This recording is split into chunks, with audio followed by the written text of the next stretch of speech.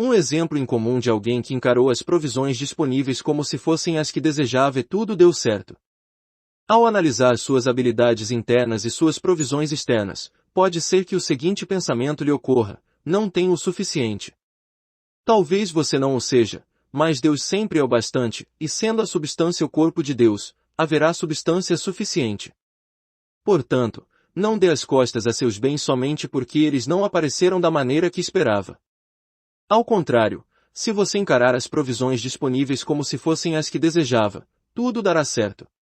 Nas bodas de Caná, um momento de grande importância foi quando os servos despejaram água nos rústicos e duros jarros de pedra e os encheram não pela metade ou fazendo-os transbordar mais do fundo, até a borda. João 2,7. Quando estiver despejando palavras positivas de cura, abundância ou amor sobre duras condições na tentativa de produzir bons resultados, ou quando usar qualquer outro método invisível com o intuito de obter resultados aparentes, lembre-se de que é preciso persistência para que a situação seja preenchida, até a borda. Não desista, parando no meio do caminho, como tantas pessoas fazem, e dizendo, não deu certo. O método funcionará perfeitamente se for conduzido de maneira correta. Portanto, persista até a borda, e espere que surjam os bens para aquela situação. Eis tudo o que é preciso para a realização de milagres. Uma senhora do sul da Califórnia foi vítima de má sorte. Depois da morte de todos em sua casa, devido a problemas de coração, sofreu uma cirurgia de grande porte. De repente viu-se sem família, sem dinheiro e desamparada, já que se sentia fraca em consequência da operação. O que poderia ser mais desesperador? Depois de 3 anos, sua vida foi completamente transformada, recuperou a saúde e sentia-se bonita. Montou um próspero negócio e passou a morar em um elegante hotel. Durante esse período de 3 anos, quando o milagre ocorreu, não tivera nenhum tipo de ajuda física ou financeira, não receberá qualquer herança, e sua cura tampouco fora instantânea. Na verdade, pôde contar apenas com os simples elementos da vida com que trabalhar, que eram pouco, por sinal. Depois da cirurgia, ainda acamada e muito debilitada, uma amiga enviou-lhe um livro de pensamentos inspiradores. Ao aplicar as ideias simples e elevadas contidas naquelas páginas, começou a dar a volta por cima. Pela primeira vez em anos, encontrou paz de espírito e deixou para trás a amargura e o ressentimento que lhe causaram tantas experiências ruins, inclusive a morte de pessoas queridas. Em meio ao desespero e à fraqueza que sentia, passou a declarar orações positivas diariamente: Deus trabalha em mim para que eu faça o que se espera de mim. Deus não falha e, portanto, eu não falharei. Passou a confiar a Deus suas orientações, saúde e provisões. Abençoava sua mente, corpo e questões financeiras. Louvava e dava graças por sua vida. Louvo o meu mundo como a mais perfeita criação da substância divina. Vejo mais saúde, riqueza e felicidade em meu mundo agora do que jamais enxerguei. Quando finalmente pôde voltar a trabalhar, adquiriu um pequeno imóvel de um cômodo, levou alguns pertences e transformou-o em sua casa e estúdio para desenhar seus vestidos. Conforme reunia as ferramentas e materiais necessários para sua arte, abençoava. Glorificou, então, seus possíveis clientes e, enquanto os aguardava, orou por seu negócio. Suas preces foram atendidas e sua primeira cliente espalhou seus serviços. Em pouco tempo, a agora estilista estava com todo o tempo ocupado. Ao receber o primeiro cheque, decidiu priorizar Deus financeiramente e doou 10% à sua obra. 3 anos depois, estava trabalhando em um novo ateliê, gozando da mais plena saúde e sucesso. Teve até mesmo de contratar uma assistente. Entretanto, em um determinado momento da vida, a única coisa com que pôde contar foi o livro e as ideias inspiradoras nele contidas. Não obstante, ao tratar as ideias que tinha em mãos como a provisão desejada, enchendo com elas as condições difíceis da vida até a borda, tudo passou a dar certo, e, aos poucos, foi se restabelecendo e prosperando. Mais tarde, foi conduzida a uma vida melhor, como nunca havia tido antes. 8º passo: como extrair bens abundantes das experiências mais difíceis da vida. Quando os rústicos jarros de pedra estavam cheios até a borda, Jesus instruiu os servos a extrair seu conteúdo e levá-lo até o anfitrião do banquete, que, ao provar a deliciosa substância, teve uma agradável surpresa ao descobrir que a água comum havia se transformado no mais fino vinho. Depois de encher calmamente os jarros encontrados em experiências da vida, deve-se procurar pacientemente extrair algo de dentro deles. Muitos interrompem seus bens nesse ponto. Ficam impacientes, apressam-se, viram seus rústicos jarros de cabeça para baixo e perguntam: onde estão meus bens? É exatamente essa precipitação que os faz perder o que tanto desejavam. Muitas vezes, as pessoas enchem seus jarros de pensamentos de abundância, mas não veem o milagre completo, pois não extraem a substância sem forma do recipiente. Mas isso acontece porque as pessoas se esqueceram de definir o que desejavam. Não têm planos específicos ou imagens definidas dos bens desejados. Não usam afirmações explícitas ou não ousam tomar atitudes baseadas na fé. Nesse ponto, apenas o pensamento, palavra ou ação definido e específico é capaz de transformar água em vinho. Devemos neste momento expressar explicitamente por meio de palavras aquilo que temos em mente. Nossas declarações atrarão para nossas vidas aquilo para o qual nos concentramos. É possível nos transformarmos em seres humanos diferentes e reconstruirmos nosso mundo com os mais elevados ideais a partir de palavras definidas de verdade. Em seguida, devemos partir para planos específicos baseados na fé. Para a maioria das pessoas, trata-se de um processo gradual. Todavia, essa é a maneira correta de se extrair resultados extraordinários de condições comuns. Como uma mulher extraiu a cura de uma doença. Uma mulher que sofria de artrite costumava pensar que, quando estivesse curada, melhoraria sua aparência e reformaria a casa, voltaria a trabalhar em seu jardim e prepararia novamente os pratos preferidos do marido. Porém, enquanto insistiu em adotar essa postura, a artrite não melhorou. Certo dia, deu-se conta de que teria de extrair a desejada cura, 1. Definindo seu pensamento e esperando por ela, 2. Planejando como seria quando estivesse restabelecida, 3. Acreditando com fé que obteria a cura, e 4. Aproveitando ao máximo a saúde que ainda lhe restava. Parou de se queixar sobre seu corpo. Não mencionou mais a artrite. Decidiu ser específica, agindo como se já estivesse curada. Embora fosse bastante dolorido, dirigiu-se ao jardim e começou a arrancar ervas daninhas. Mesmo sem muito ânimo, foi até a cozinha preparar a torta favorita do marido. Além de tudo isso, esforçou-se para melhorar a aparência e o aspecto da casa, ainda que tais atividades lhe custassem muita dor. Percebeu que não poderia simplesmente sentar-se e aguardar que seus problemas fossem resolvidos e que sua saúde fosse restabelecida. Deus ajudaria assim que ela desse o primeiro passo em direção a uma vida normal. Dessa maneira, extraiu a cura de onde parecia haver somente dor e sofrimento. Seu método funcionou. Aos poucos, foi se sentindo cada vez melhor, até que finalmente voltou a levar uma vida completamente normal. Nono passo: porque os bens que recebemos no final são satisfatórios e duradouros. O anfitrião do banquete exclamou encantado: você guardou o melhor vinho até agora, João 2,10. O homem estava surpreso com a mudança dos acontecimentos, já que era costume servir o mais fino vinho no início das festividades.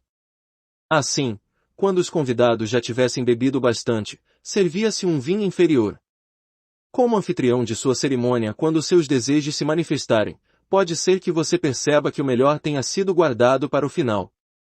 Os bens que atraímos através da oração, do estudo inspirador, de afirmações, da meditação e do uso construtivo do poder de nossa mente serão sempre os melhores, pois satisfazem a alma e são duradouros. Você poderá se questionar por que o melhor vinho é guardado para o final, deixando de ser servido em suas experiências anteriores. Quanto mais tempo seus bens demoram a aparecer, melhores serão quando o momento certo chegar, por isso, aguarde. Esse pensamento, dentre incontáveis outros, ajudou-me bastante ao longo dos anos. Talvez seja por causa da verdade contida nessa afirmação que o primeiro milagre público de Jesus esteja entre os meus preferidos. Eu também tive, muitas vezes em minha vida, de derramar pensamentos e palavras de abundância até a borda de meus jarros de pedra. Em seguida, tive de ser paciente para extrair bens maiores daquelas condições, sendo específica e ousando tomar atitudes por meio da fé. Esse processo sempre me levou a obter uma maior força interna e a entender mais profundamente o desenvolvimento de minha alma. Os consequentes resultados sempre foram satisfatórios e duradouros. Não perca seus bens por ignorar o último passo do milagre próspero. Embora tenha de esperar até o fim para obtê-los, quando o momento chegar, você ficará exultante, pois não terá mais como perdê-los. Ninguém poderá tirá-los de você e sua vida passará a ser preenchida até a borda, com as mais elevadas bênçãos. Como um empresário deu uma virada em sua vida. Um empresário de Maryland escreveu: "Um ano atrás, minha mulher me deixou, levando nossa filha. Meu coração estava partido, mas, mesmo assim, passei a praticar o perdão em relação à minha esposa, a deixar a situação seguir seu curso e a declarar que algo de muito bom viria dessa experiência. Hoje, estou mais forte do que nunca. Descobri que não sou um cara tão ruim, o que é uma boa notícia. Descobri também que determinadas ações externas devem ser tomadas. Associei-me a uma entidade chamada Parents Without Partners, em que pais e mães solteiros trocam informações, experiências e sentimentos, e hoje tenho novos amigos. Tenho saído para dançar com mais frequência hoje em dia do que nos últimos 20 anos. Também tenho jogado golfe, o que adoro. Ao declarar que algo de muito bom viria das experiências negativas do passado e agir como tal, fiz com que um milagre acontecesse. 10º passo: como preencher sua vida até borda com bens abundantes. Ao estudar os simples passos usados no primeiro milagre público de Jesus em Caná, que sua vida se encha até a borda de bens abundantes. Para ajudá-lo a passar por esse momento, acredito que lhe será prazeroso meditar e declarar frequentemente as seguintes palavras: confio na provisão que está ao meu alcance como se fosse a que mais desejo, e tudo funciona. Independentemente do que tenho em mãos para enfrentar os problemas da vida, é exatamente disso que preciso para ser vitorioso. Louvo e abençoo o que possuo, e meus bens se multiplicam. Louvo e abençoo meus sonhos. Louvo e abençoo as pessoas presentes em minha vida.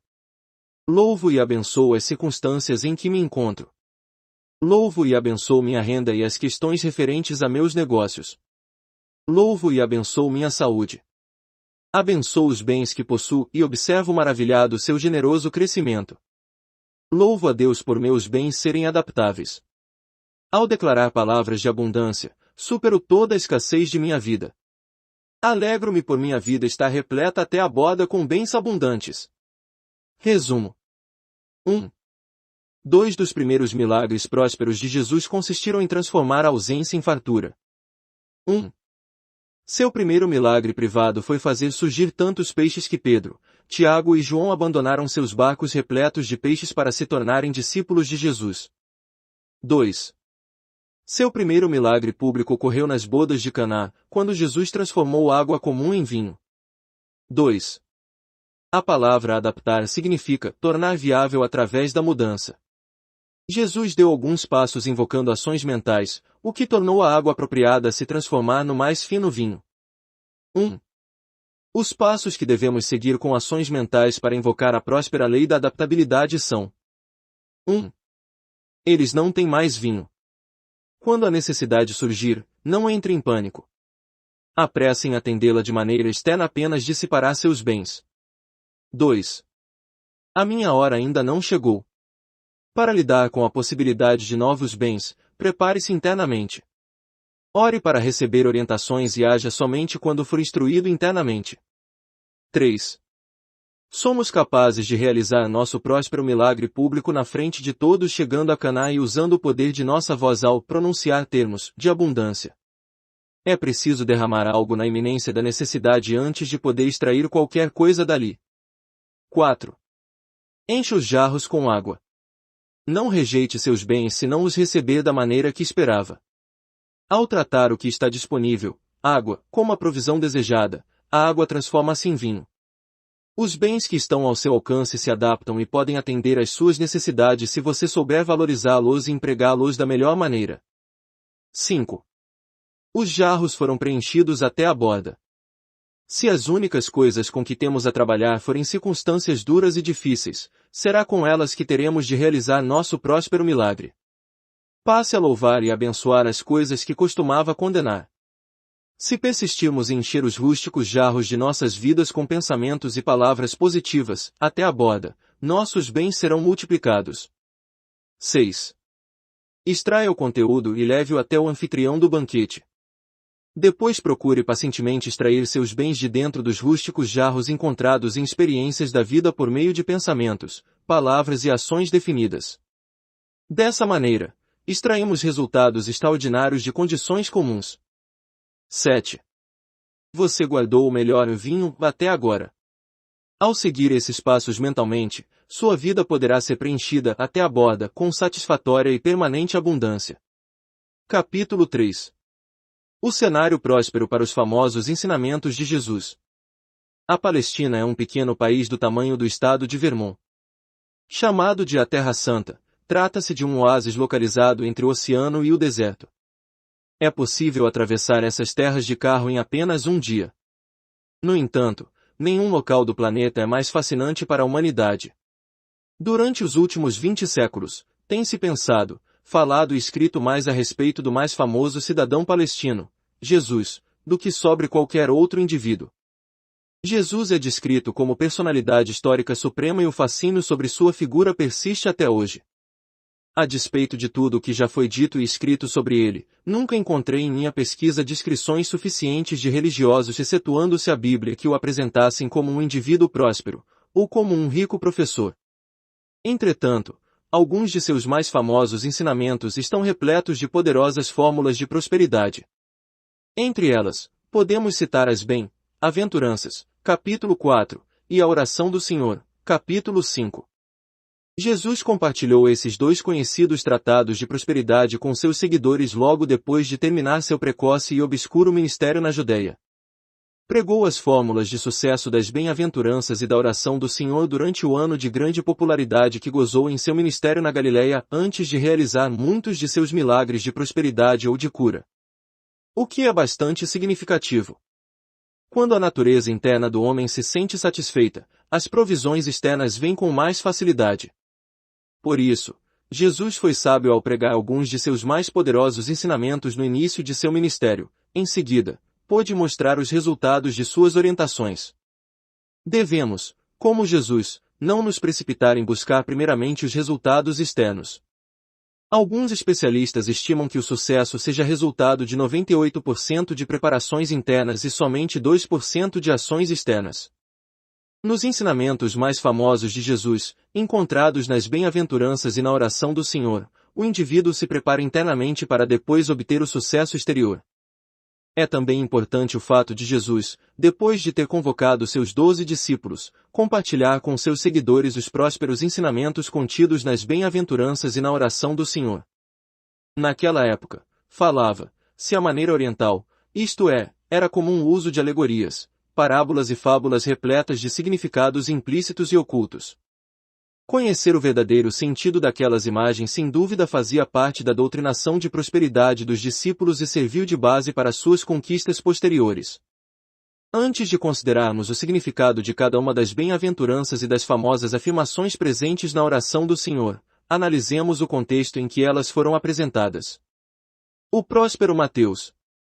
É bastante adequado o fato de encontrarmos os mais ricos ensinamentos de Jesus no Evangelho de Mateus, pois este foi um próspero homem de negócios. Embora pudesse ter escolhido continuar no cargo de chefe coletor de impostos, no qual poderia se tornar muitíssimo abastado, preferiu tornar-se um dos discípulos de Jesus. Mateus aprendeu com seu mestre a verdade interna sobre a prosperidade e como manifestar suas provisões externas de dentro para fora. Quando se encontrou com Jesus, Mateus tinha a alma plenamente desenvolvida para expandir sua consciência de provisões externa, competitiva e árdua para um nível de abundância interno e criativo. O discípulo percebeu que, em sua consciência interna, a prosperidade chegaria conforme as necessidades surgissem, mas que não haveria excesso dos fados externos associados à riqueza estritamente material. Mateus era considerado um homem letrado. Para ocupar um cargo como o de chefe coletor de impostos, era necessário saber ler e escrever. A fina educação que obtivera tornou-se a base da obra de sua vida. Seu evangelho constitui o primeiro registro dos ensinamentos de Jesus e é considerado por muitos o mais popular provavelmente por ter sido escrito de maneira simples e direta. Em todo caso, alguns dos ensinamentos de sucesso mais poderosos pregados por Jesus, inclusive as bem-aventuranças e a oração do Senhor, podem ser encontrados no Evangelho de Mateus. Jesus era um místico bem instruído. Ao contrário do que muitos de nós fomos levados a crer, Jesus não era um carpinteiro sem instrução, mas um homem letrado. Era chamado de mestre não apenas por seus discípulos, mas também por seus inimigos. O termo mestre significa doutor ou professor. Tratava-se de um título concedido apenas aos homens mais bem instruídos daquela época, um costume até hoje adotado pelos membros da religião judaica. Jesus passou cerca de 18 anos de sua vida estudando as Escrituras. Quase todos os seus ensinamentos foram retirados das leis de Moisés e dos profetas, as quais ele conhecia de cor. Era respeitado como mestre das leis. Quando foi para a sinagoga, recebeu o pergaminho de Isaías para lê-lo à congregação. Acredita-se que Jesus adquiriu todo o conhecimento sobre as leis judaicas através de seus estudos em sua própria casa e na sinagoga. Do momento em que, aos 12 anos, retornou com os pais da visita ao templo até o início de seu ministério, 18 anos depois, nada foi escrito sobre sua vida no Antigo Testamento. O Evangelho relata apenas que Jesus ia crescendo em sabedoria, estatura e graça diante de Deus e dos homens. Lucas 2,52. Entretanto, especula-se que Jesus tenha sido discípulo do notável mestre Hilel, irmão espiritual do patriarca Gamaliel, que, mais tarde, instruiu Paulo sobre o rigor das leis. O ilustre Gamaliel esforçou-se para ensinar Paulo a interpretá-las de maneira sensata e humana. De qualquer modo, muitos dos pensamentos atribuídos a Jesus eram aparentemente ensinamentos judaicos usados durante anos, mas que foram registrados apenas mais tarde. O que os tornou especiais foi o fato de Jesus ter dado a essas ideias já tão familiares interpretações prósperas, diferentemente dos mestres de sua época. Jesus era um mestre e grande iniciado. Jesus era também chamado mestre, o que possivelmente indica sua liderança em ensinamentos pelo Oriente. Era considerado por muitos o grande iniciado. Embora não haja prova substancial alguma, há quem acredite que depois de ter sido apresentado ao templo aos 12 anos, Jesus deixou a casa de seus pais para estudar no Egito, Índia e Pérsia. Há ainda a crença mística de que o milionário tenha se dedicado ao aprendizado na antiga cidade de Heliópolis, um centro de estudos muito conhecido por sua escola de filosofia. Estava localizada próxima ao Cairo, não muito longe da pirâmide de Gizé, que, segundo a lenda, foi construída para se tornar o hall dos iniciados da Fraternidade Branca, uma vertente mística de pensamentos a qual Jesus foi provavelmente apresentado. Outros estudiosos acreditam que Jesus passou um longo tempo de estudos na famosa Escola de Filosofia de Alexandria, criada no ano 30. Sei que perdurou por muitos séculos. A internacionalmente célebre biblioteca ali existente continha literatura de diversos países, entre eles Egito, Índia, Grécia, Roma e Ásia Menor. Acredita-se que a biblioteca tem abrigado cerca de 700 mil manuscritos que eram analisados por seus visitantes, fossem das redondezas ou de muito longe. Alexandria foi o centro de estudos filosóficos da época de Jesus e o maior centro de conhecimento de toda a história. Como os ensinamentos de muitas regiões foram reunidos na cultura egípcia, a universalidade das ideias de Jesus indica que possa ter existido influência tanto dos egípcios quanto da Galileia. Se isso for verdade, não se trata de nada incomum. Segundo a doutrina mística, muitos líderes bíblicos receberam educação semelhante. O treinamento místico dos primeiros milionários da Bíblia. De acordo com antigas lendas, o elegante Melquisedeque, o sumo sacerdote, dirigia na próspera Babilônia a escola de sabedoria, local frequentado por Abraão no primeiro período de sua vida. A palavra Moisés, em sentido esotérico egípcio, significa aquele que foi aceito nas escolas místicas de sabedoria. Ainda não é consenso entre os historiadores se Moisés serviu ou não como sacerdote nos místicos templos do Egito. Porém, sendo membro da família real, recebeu ensinamentos sobre todos os segredos do sacerdócio egípcio, o que incluía a metafísica e o conceito pouco conhecido de que a substância seria a chave para qualquer riqueza. O primeiro milionário literal da Bíblia, Abraão, aprendeu os mesmos ensinamentos sobre os segredos da prosperidade com o desenvolvido povo da Babilônia. Quando transmitiu tais conhecimentos a seus seguidores, tornou-se milionários. Os segredos de prosperidade adquiridos por Moisés nas escolas místicas do Egito foram poderosos o suficiente para 1. Ajudá-lo a libertar os hebreus do temido e materialista Faraó. 2. Ajudá-los a sobreviver no árido deserto por 40 anos. 3. Ajudá-los a chegar até a fronteira da famigerada Terra Prometida. Contam as lendas que, durante o período que passou no deserto, Moisés montou sua própria escola mística, na qual teve Josué como discípulo. Acredita-se que Moisés tem escolhido alguns poucos iniciados para aprender determinados ensinamentos orais, e que nunca foram escritos, para transmiti-los de geração em geração. Tais instruções eram passadas em forma de pensamento filosófico com base em interpretações metafísicas, algumas das quais são ensinadas até hoje. Josué aprendeu muito bem as secretas orientações de Moisés, o que pode ser comprovado em sua ousadia ao conduzir os hebreus para dentro da terra prometida, onde se tornou líder. Naquele local, o povo hebreu teve experiências de riquezas que jamais haviam conhecido. A mesma secreta filosofia de sucesso transmitida por Abraão, Moisés e Josué na era dos hebreus do Antigo Testamento era também ensinada na época de Jesus na Escola de Filosofia de Alexandria. Ela também deve ter feito parte dos ensinamentos secretos transmitidos a um seleto grupo de judeus. O fato de Jesus ter estudado ou não fora de Israel sempre será questionável. Sendo filho de Deus, sempre fora suficientemente provido de poderes internos da mente e do espírito para conhecer sobre tudo e para alcançar tudo aquilo que foi capaz, além de mostrar a seus seguidores como fazer o mesmo. Aquele que crê em mim fará também as obras que tenho realizado. Fará coisas ainda maiores do que estas, porque eu estou indo para o Pai, era o que prometia, João 14,12.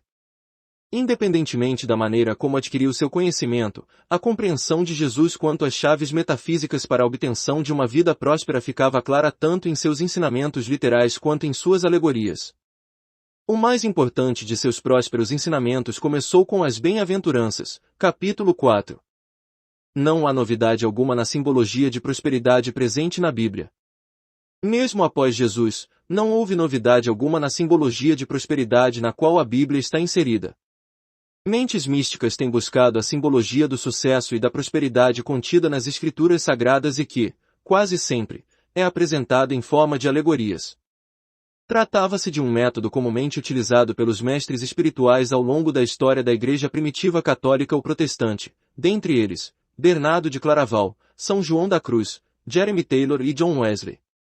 No ano de 180 d.C., Panteno, Clemente e Orígenes transmitiram essa simbologia, baseando-se em interpretações bíblicas metafísicas, na excelente Universidade Cristã de Alexandria. O significado metafísico de tais ensinamentos era extraído através de pesquisas quanto à raiz dos termos e nomes bíblicos, que tinham sua base em línguas como hebreu, grego e aramaico, a partir das quais foram traduzidos. Ao fazermos o mesmo neste livro, os segredos de Jesus tornam-se óbvios. A interpretação metafísica tem sido transmitida secretamente durante séculos, mas, em geral, não foi compartilhada com as massas. As mais importantes figuras bíblicas eram mestres em psicologia e metafísica que fizeram constantes esforços em ensinar o poder das ações mentais para o sucesso ou o fracasso. Na era de esclarecimentos metafísicos que estamos adentrando, a simbologia de prosperidade da Bíblia é de grande utilidade. O momento é oportuno para transmitir a todos, e não apenas a alguns, como o poder do pensamento é capaz de produzir abundância ou limitações financeiras em nossas vidas. Porque a Galileia foi um cenário adequado para as bem-aventuranças. Dr. Eamon Fox explicou em seu livro Sermão da Montanha.